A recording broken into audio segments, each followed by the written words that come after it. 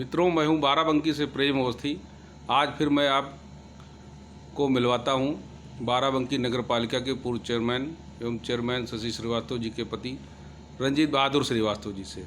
ये अपने नाम की तरह बहादुर भी हैं और हिम्मत वाले भी हैं।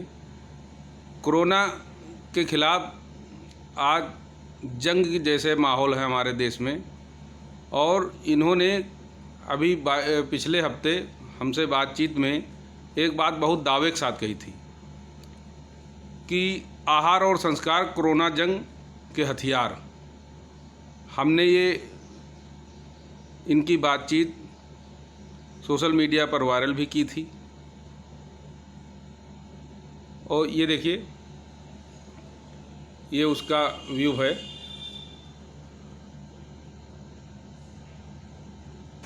और आज अंतर्राष्ट्रीय स्तर पर जो सर्वे हुआ है, मैं हूं बाराबंकी से प्रेम अवस्थी। ये देखिए, नगर पालिका परिषद के पूर्व चेयरमैन रंजीत बहादुर श्रीवास्तव जी के साथ हूं। अभी ये अपने मित्रों के साथ चर्चा कर रहे थे कि हमारे संस्कार, हमारा धर्म, हमारा नैतिक साहस, आत्मबल और हमारा आयुर्वेद, जड़ी बूटियाँ, ये कोरोना को हराने में हमारे साथ हैं, हथियार के रूप में हैं। हम जानते हैं इनसे कैसे, किस आधार पर आप पहले से भी कह रहे थे कि भारत में कोरोना असर नहीं कर पाएगा। आज भी उतना असरदार नहीं है।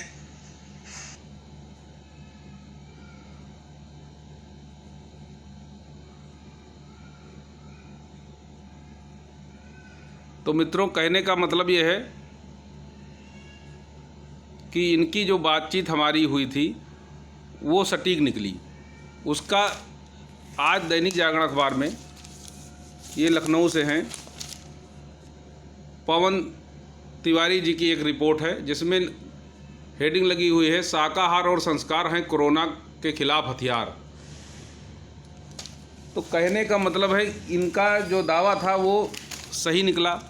अंतर्राष्ट्रीय स्तर पर सर्वे में ये बात समझ में आई कि इनकी बातें एकदम सटीक थी। हमारे देश का आहार, व्यवहार, संस्कार और संयम, इनकी वजह से आज हम कोरोना की जंग में सच्चे सिपाही की तरह डटे हुए हैं। अंतर्राष्ट्रीय स्तर पर विश्व गुरु बनने में भारत इस कोरोना महामारी के अवसर पर सामने है। देखिए, हम आज भी इनसे कुछ चीज़ों बात करेंगे कि जैसे आपने कहा था कि अदरक से लेकर हरी सब्जियां सब एंटीबायोटिक हैं, गरम मसाले हैं, तो अभी इसमें भी कुछ चीज़ें हैं, तो आप क्या मान रहे हैं?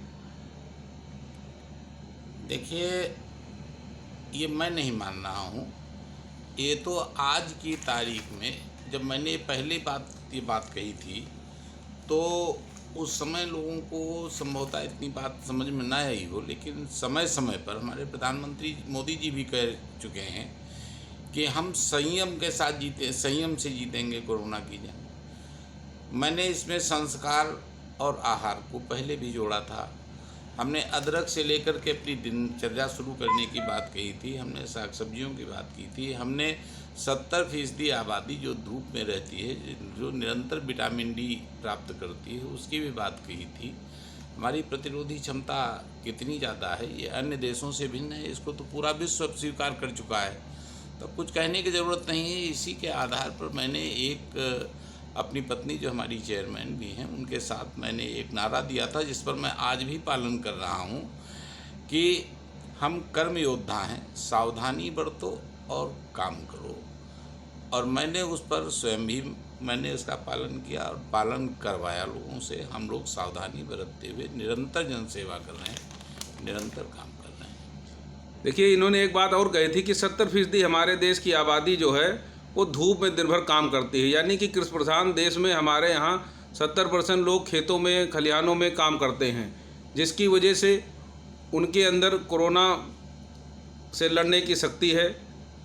अंतर्राष्ट्रीय स्तर पर सर्वे जो हुआ है उसमें दुनिया से अलग हमारे देश को माना गया है, हमारे देश के लोगों को माना गया है, उनकी हिम्मत मानी गई है, उनका जज्बा है। आज देखिए, हम कई मरीज हमारे यहाँ कोरोना के पॉजिटिव पाए गए, लेकिन ठीक हो गए। हमारे बाराबंकी ज़िले में भी एक मरीज पाया गया था, वो 4 दिन के बाद ही निगेटिव हो गया। तो कहने का मतलब है कि हमारा खान पान, आहार, व्यवहार, विचार अब विश्व पटल पर साबित हो चुके हैं कि हम विश्वगुरु हैं। आपने एक बात और कही थी कि हम कर्म योद्धा हैं और सावधानी बरतेंगे, अपना काम करेंगे। तो किस तरह से आप सावधानी बरता रहे हैं? आपके यहाँ नगर पालिका में बहुत सारे कर्मचारी भी हैं, किस तरह लोगों को हौसला दे रहे हैं?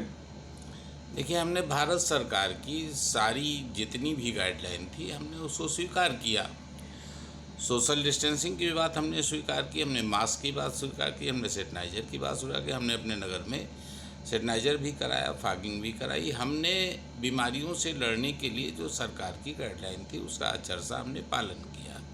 लेकिन अगर कहीं पर नहीं भी पालन हो पाया, मान लिया हमारी नगर पालिका में फार्म भरे गए, हज़ारों की भीड़ आ गई, हमारे यहाँ राशन की दुकानों पर भीड़ उमड़ी, बैंकों में भीड़ उमड़ी, लेकिन हम उससे ज़्यादा चिंतित नहीं हुए। हम इसलिए चिंतित नहीं हुए कि हमें पूर्ण विश्वास था कि